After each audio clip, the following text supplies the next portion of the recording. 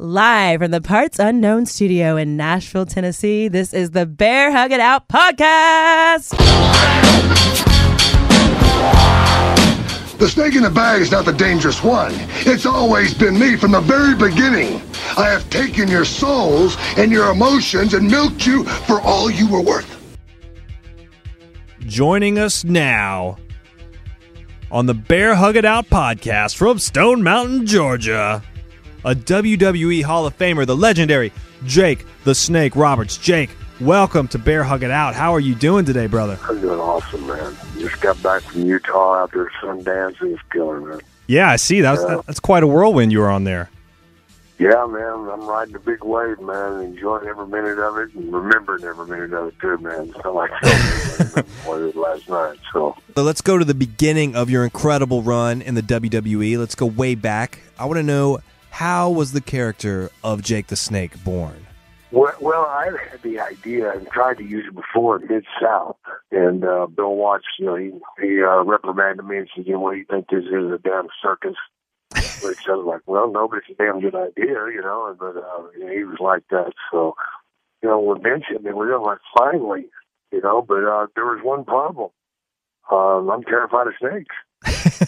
And it was your idea. Yeah, I know. That's what happened when you smoke dope, man. And that's exactly how originally that's how I came up with the idea. I was listening to Monday Night Football, and Andy Down was on there, Don Meredith, and Cosell, and Gifford, and we were listening to him, and Oakland was playing, and Kenny Stabler, the Snake, was playing, and I'm like smoking pot, oh man, I got an idea, man, what if it is like carrying a snake in the ring, and then put it on the guy, just something, silly stuff when you got 300-mile trip, you got to do something with your time. That's right. And come up with that goofy idea, and then I shelved it.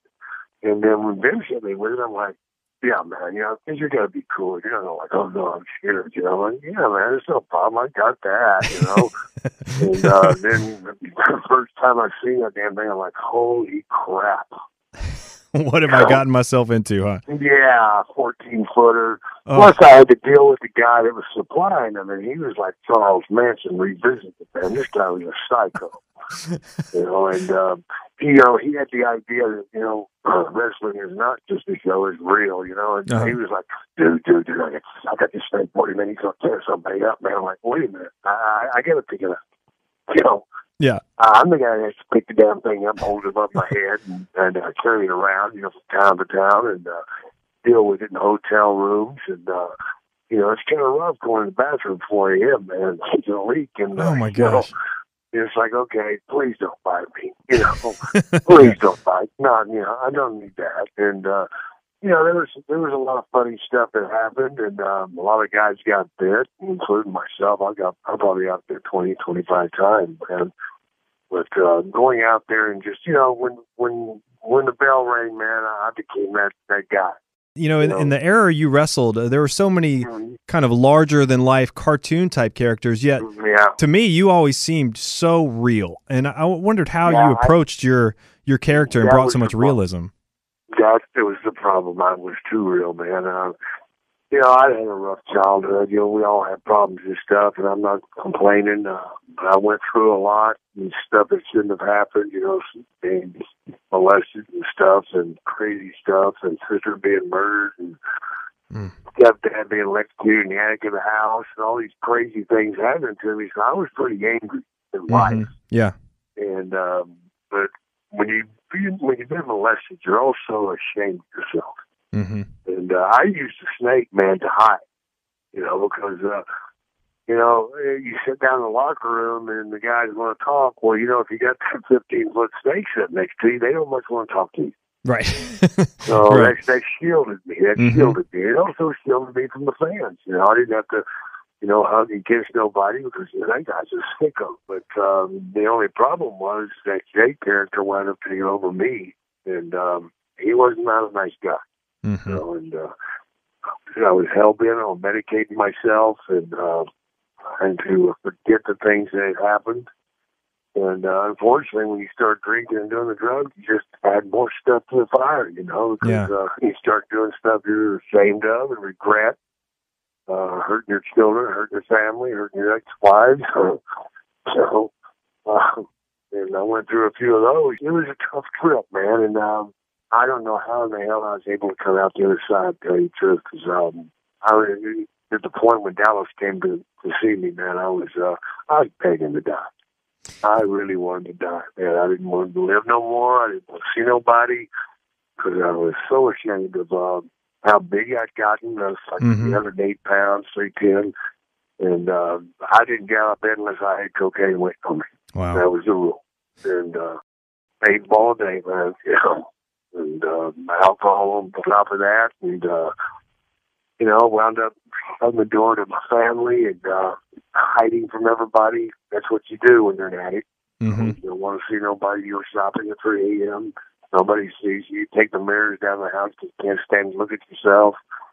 You know, I went from living in a penthouse to living in the outhouse, man. And, you know, I'd hear somebody had died, and I'd get angry, man. Like, that's bullshit. Why don't you take me, guy? What's wrong, man? What's wrong? Why don't you take me? You know, that's insanity. I mean, how much of that, what was the hardest part about, you know, stepping out of the spotlight of wrestling and then just having to deal with all those demons? Well, that was the big deal, you know, whenever I finally messed myself up, you know, not showing up or being so messed up that I couldn't perform and finally burned all the bridges, then you didn't have anything to do with your time. And boy, oh boy, what do you do now? You just do more. You know, you constantly stay medicated because you're so sick of what you've done to your life and your career. Yeah. You know, I cheated myself out of so much. I cheated your fans out of so much. I mean, you know, looking back, you know, I had 40 years in wrestling, man, so I can't complain about that. Right. But there would have been so much more that I could have done had I been, you know, at least halfway straight. At the height of your powers, you were set to have a big program with Hulk Hogan. I got to know, why did it get scrapped so early? Well, the problem was the damn fans screwed me. You know, They started cheering you, didn't they? Yeah, they started chanting DDT because they believed. Uh-huh. You know, and there's some characters that are so strong and so believable that the fans will get behind you even though you're a bad guy because they want to be on the winning side. You know? Yep. They don't want to be cheering for the guy who loses. And people just didn't see me losing. You know, they didn't see Hogan beating me. You know, the same thing happened with The Undertaker, and now the same thing's happening to Bray Wyatt. As a heel, were you kind of disappointed that the fans started pulling for you? Well, no, because my thought was as long as I put butts in seats, we're doing the right thing. Right. Right. But I didn't look at the big picture. You know, the big picture always with the WWE has been marketing. And I Hulk don't Hogan. care how many people they have in an arena. And you got Hogan, they've invested, you know, millions and millions and millions of dollars in marketing. And now people are bleeding. That's not good for sales. They jerked the damn drug out from under it real quick. Well, I think it just speaks to the strength of your character and what you were doing. Yeah. That when you changed from heel to face, you didn't have to change a thing. You didn't have to start kissing babies. You didn't have to start high-fiving. No. I still, see, that's why most guys make that mistake. The worst in the world was always Lex Luger. Lex Luger, one week you'd see him walk down the aisle snarling and giving the ugly looks, and the next week you see him jumping up and down doing calisthenics and high-fiving people. You kill your character because you just tell the people that you're a phony. Yeah. You're a fake. No one knows what to believe in.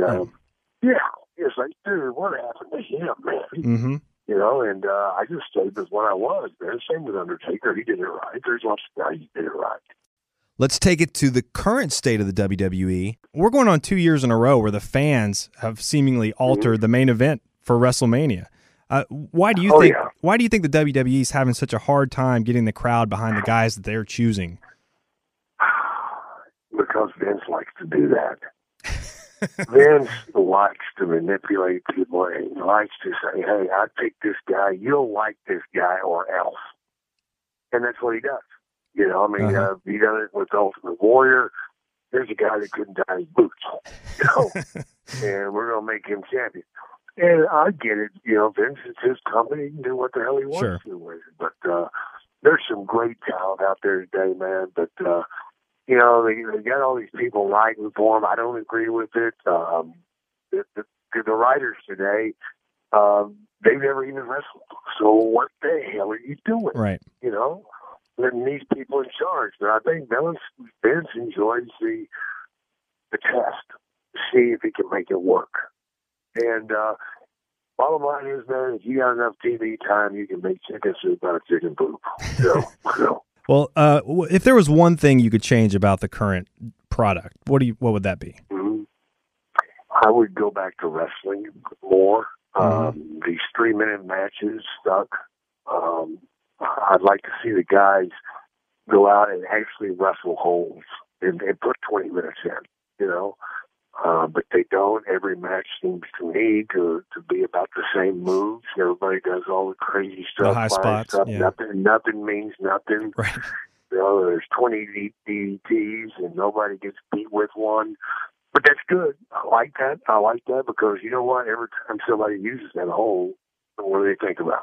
Jake That's Roberts. right. That's all I think about. They also say, you know, when Jake did it, he didn't get up. So Jake must be a badass, you know. And it just doesn't look the same when anybody else does No, it. it's not. It really doesn't. Because, well, they don't, you know, wrestling is such a fine art when you really do it right. Mm-hmm. I mean, to me, it was like going out and making love. You know, and hopefully you don't finish too soon. You know, take that shot for last, guys. Isn't that the way we want to do it? Yeah, that's what they write down anyway. But no, I still love it, man. You know,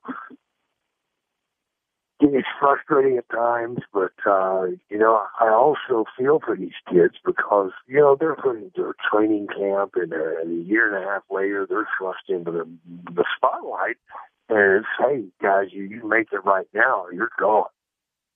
So they're taking chances with their bodies. They're flying like crazy. They're hurting themselves. They're not learning their art.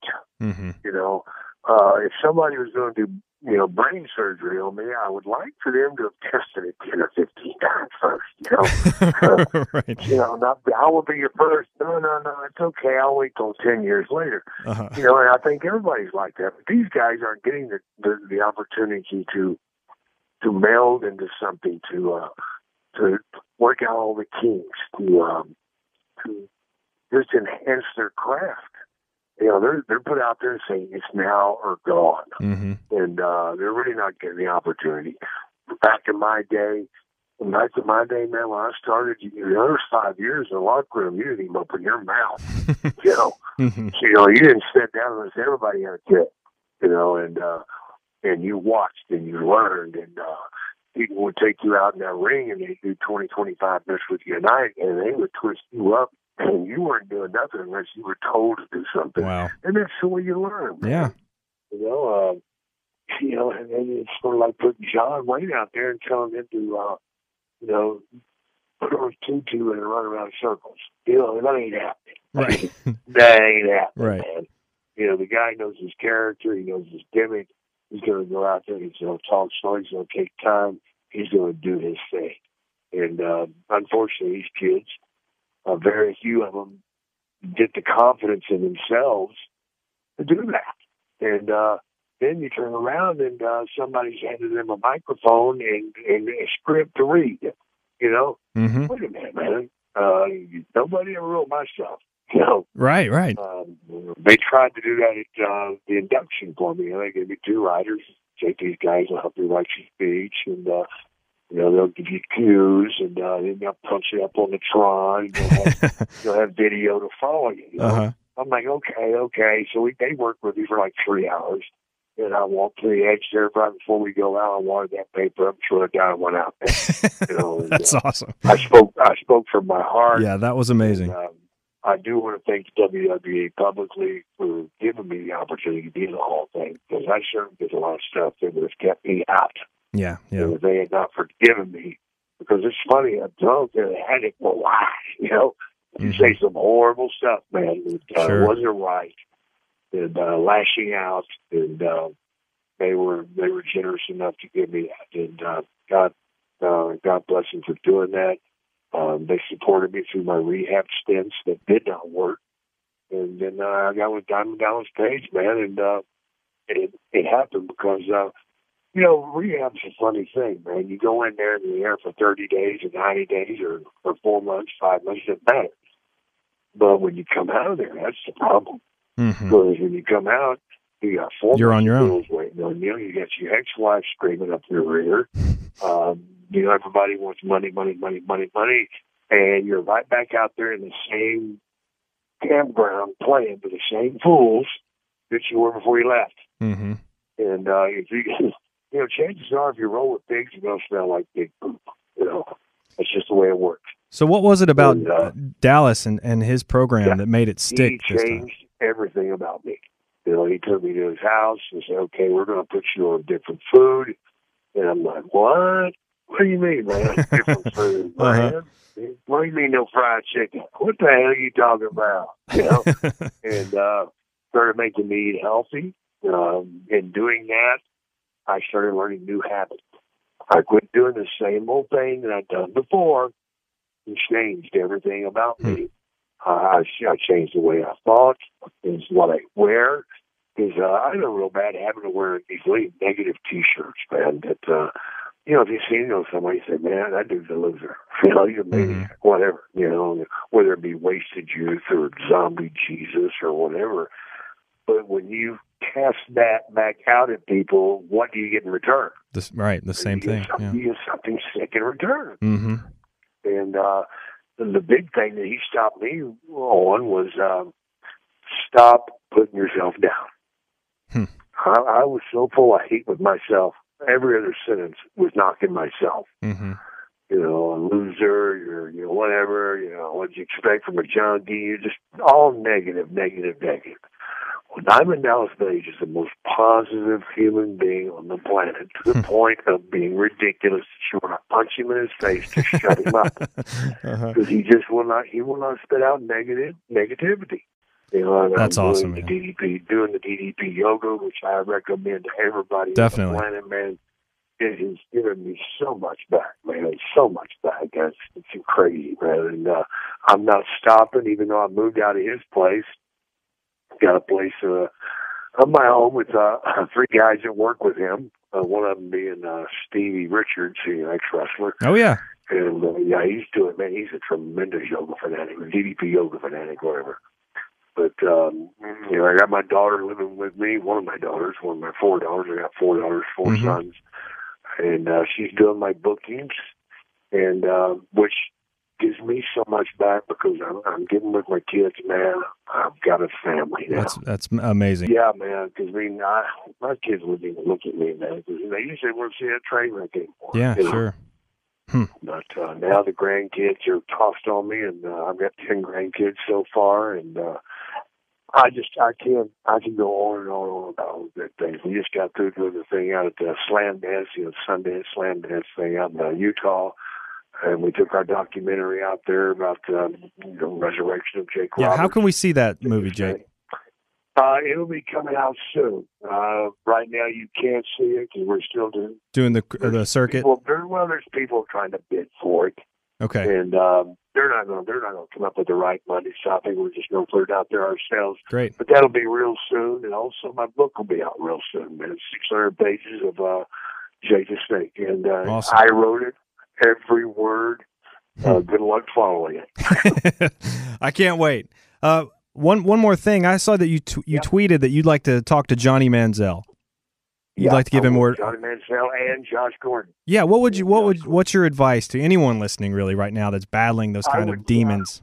Those guys, especially, I pull them aside and say, look at my train wreck. Look where I was at. Look where I wound up. Life is short. You don't have to die like that, man. You don't have to lose it all, but you got to get a hold of it pretty quick. Mm-hmm. And quit thinking all those good time buddies in the bar are friends. They're not friends, man. They're just people sucking the life right out of them. Whether it be a man or a woman. There's people out there, man, that, they're in there to have a good time that night. The only problem with having a good time that night for an athlete is you go to a different town and somebody else wants to do the same thing. Mm-hmm. And then the next time there's more people want to do the same thing. So you're not stopping. You're doing it night after night. That's what I fell into, man. Yeah. You start performing, you perform for the people 24/7. Yeah, and you were 365 days a year. Right. And you become that animal and you don't stop. Mm-hmm.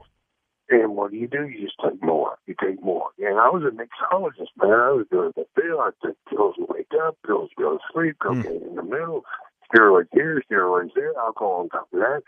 You know, I don't know how the hell I'm still alive, but I am, man. And I'm grateful to God because He got something for me to do. So right now, man, I just sit in the back seat and listen. I just do whatever you want me to do. Awesome, man. Well, thanks so much, Jake, for taking the time to be here with us.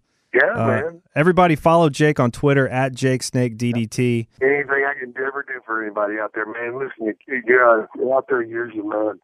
You can't see the light of day, man. You can if you just slow down and stop, man, and just come talk to me. I'll talk to you. I'll help you out, man. I mean that. Awesome, Jake. Have a great day, buddy.